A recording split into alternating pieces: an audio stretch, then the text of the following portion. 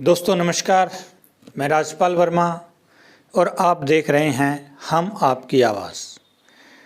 दोस्तों, जैसा कि हमारे देश में दिन प्रतिदिन गैंगरेप, अत्याचार, मर्डर बढ़ रहे हैं, इन्हीं विषयों को लेकर के आज की हमारी ये वीडियो है।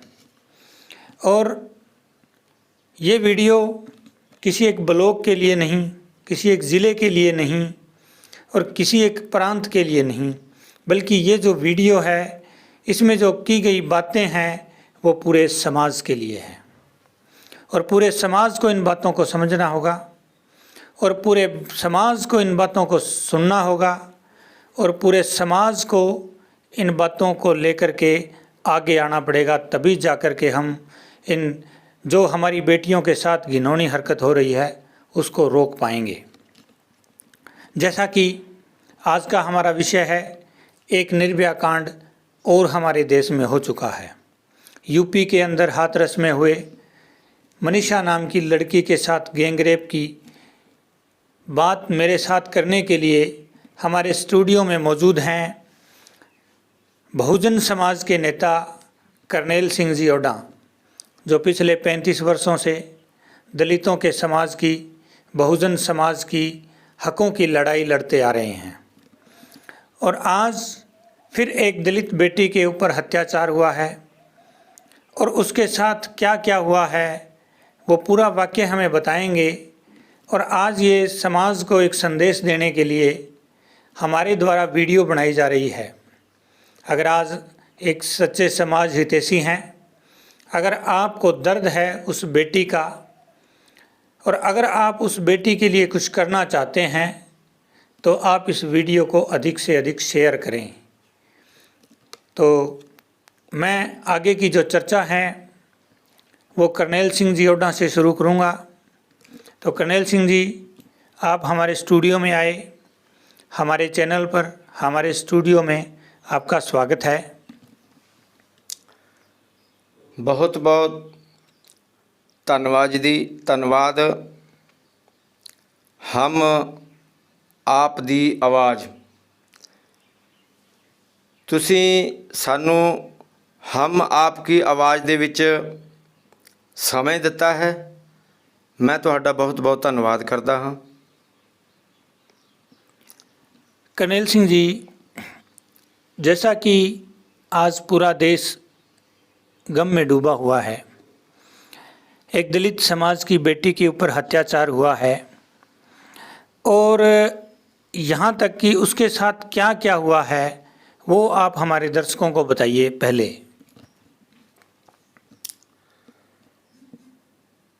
मेरी सब तो पहला पूरे समाज ਨੂੰ, बहुजन समाज ਦੇ जिन्ने भी लोग मेरी आवाज़ ਨੂੰ सुन रहे हैं, सारिਆਂ ਨੂੰ दिल ਦੀਆਂ गहराइयां ਦੇ ਨਾਲ जय भीम, जय भारत, वाहिगुरू जी का खालसा, श्री वाहिगुरू जी की फतेह। बहुजन समाज के साथियों, अज का जिहड़ा विषय है बहुत ही गंभीरतापूर्ण विषय है, बहुत ही दुखदाई घटना जिस नूं लैके अज असीं तुहाडे रूबरू होए हाँ। बहुत ही ज़्यादा दुखदाई घटना है। 14 सितंबर 2020 नूं साडे एक बहुजन समाज की बेटी, वाल्मीकि समाज के नाल संबंधित रखण वाली मनीषा वाल्मीकि जी, जिसदा इस देश दे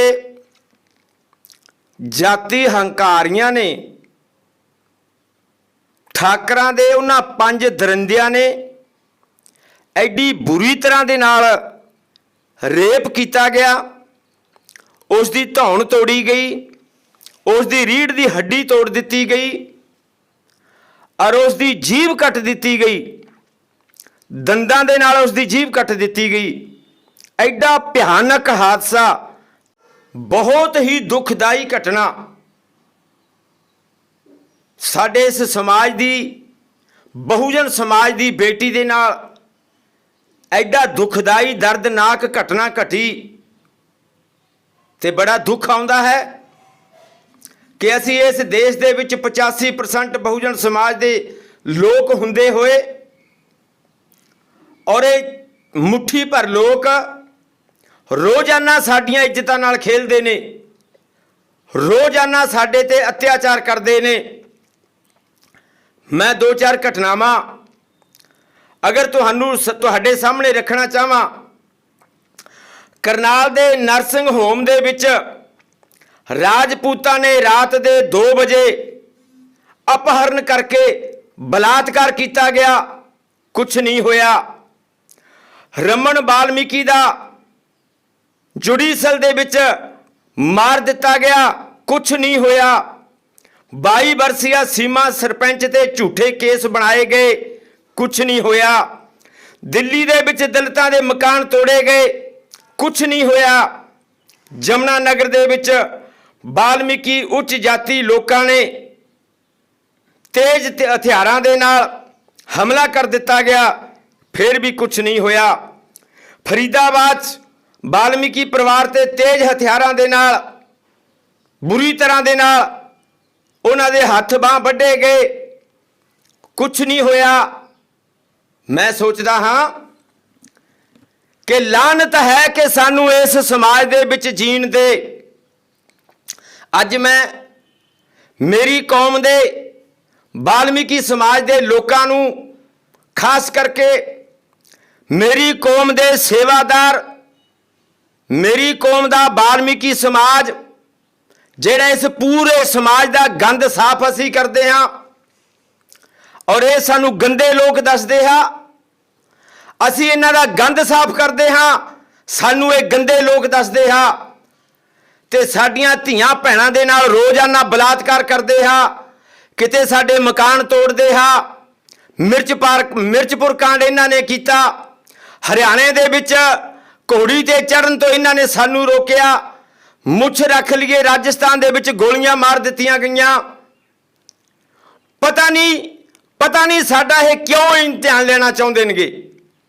ਔਰ ਇਸ ਉੱਚ ਜਾਤੀ ਦੇ ਲੋਕਾਂ ਨੂੰ ਅਸੀਂ ਦੱਸ ਦਈਏ, ਮੈਂ ਸਿਰਫ ਅੱਜ ਮੇਰੀ ਕੌਮ ਦੇ ਉਹਨਾਂ ਵਾਲਮੀਕ ਸਮਾਜ ਦੇ ਲੋਕਾਂ ਨੂੰ ਮੈਂ ਇਹ ਅਪੀਲ ਕਰਨ ਦੇ ਲਈ ਤੁਹਾਡੇ ਰੂਬਰੂ ਹੋਇਆ ਹਾਂ ਕਿ 29 ਤਰੀਕ ਨੂੰ ਉਹ ਸਾਡੀ ਬੇਟੀ, ਉਹ ਇਸ ਬਹੁਜਨ ਸਮਾਜ ਦੀ ਬੇਟੀ, ਇਸ ਵਾਲਮੀਕ ਸਮਾਜ ਦੀ ਬੇਟੀ ਮਨੀਸ਼ਾ ਨੇ ਜ਼ਿੰਦਗੀ ਅਤੇ ਮੌਤ ਦੇ ਨਾਲ ਲੰਬਾ ਸਮਾਂ ਲੜਨ ਤੋਂ ਬਾਅਦ ਕੱਲ 29 ਤਰੀਕ ਨੂੰ ਉਸਨੇ ਦਮ ਤੋੜ ਦਿੱਤਾ।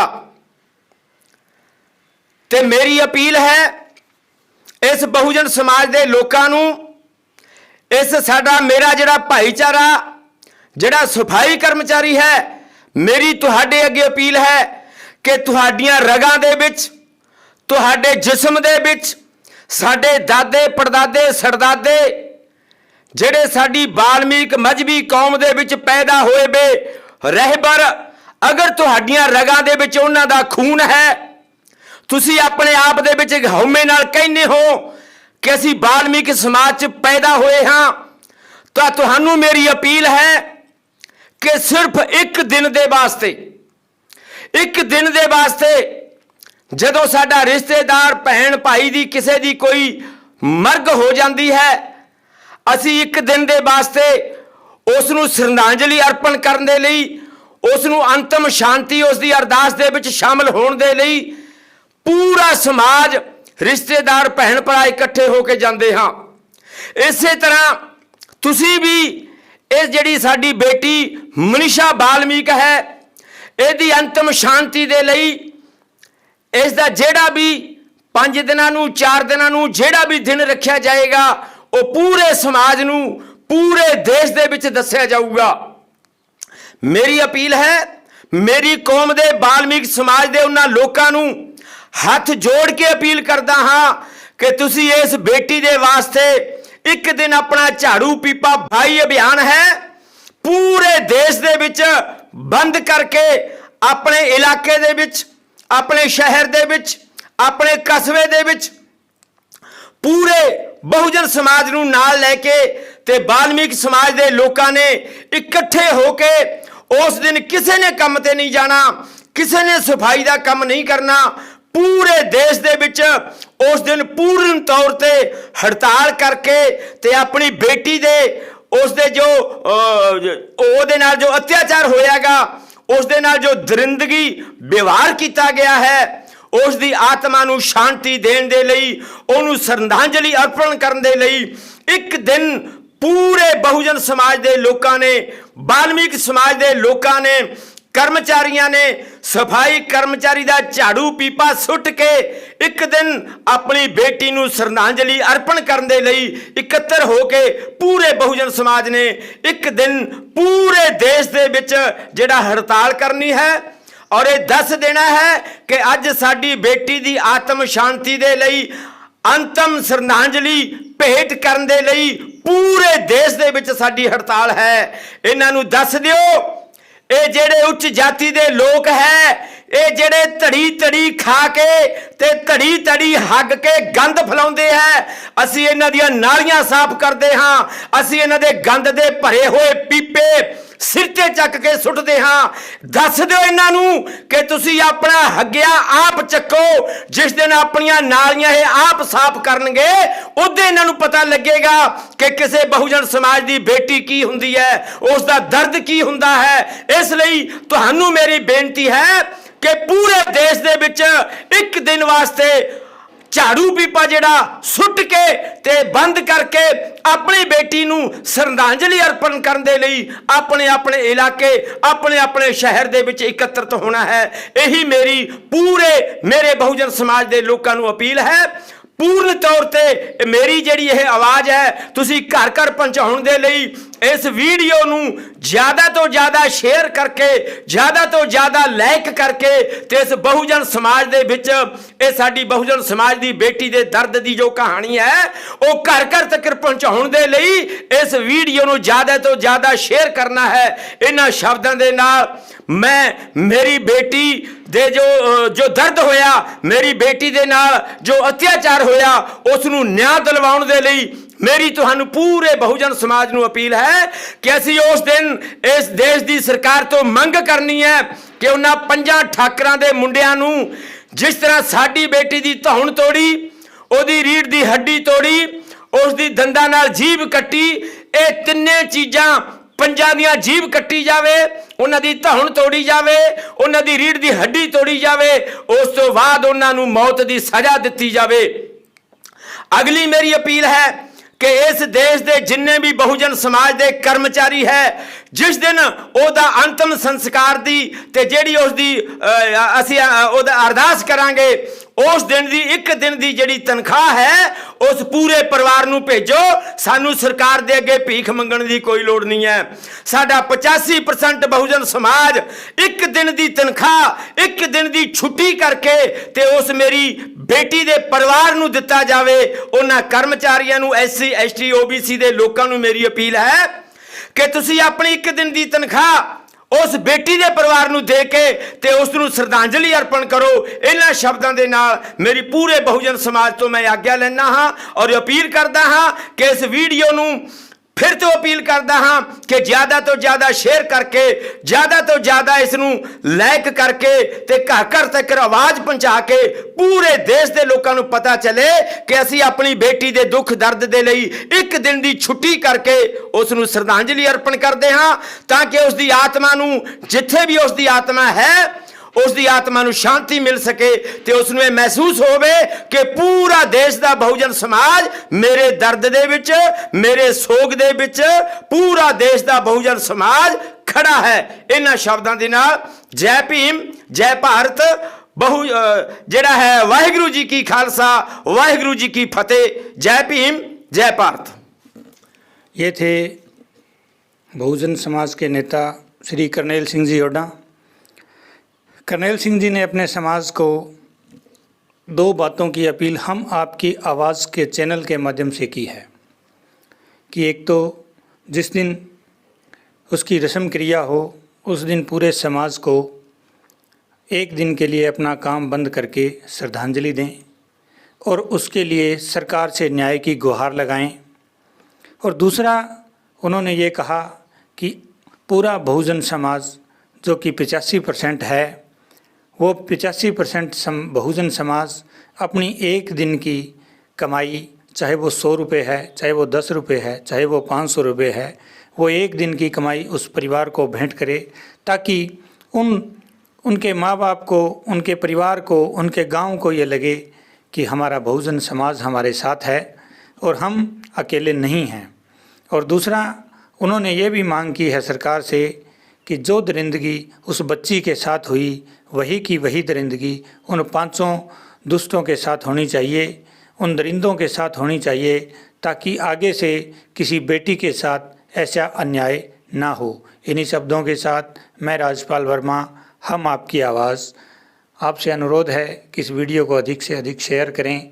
मनीषा को श्रद्धांजलि आपकी मानी जाएगी। आपका एक शेयर मनीषा के लिए श्रद्धांजलि होगा। धन्यवाद।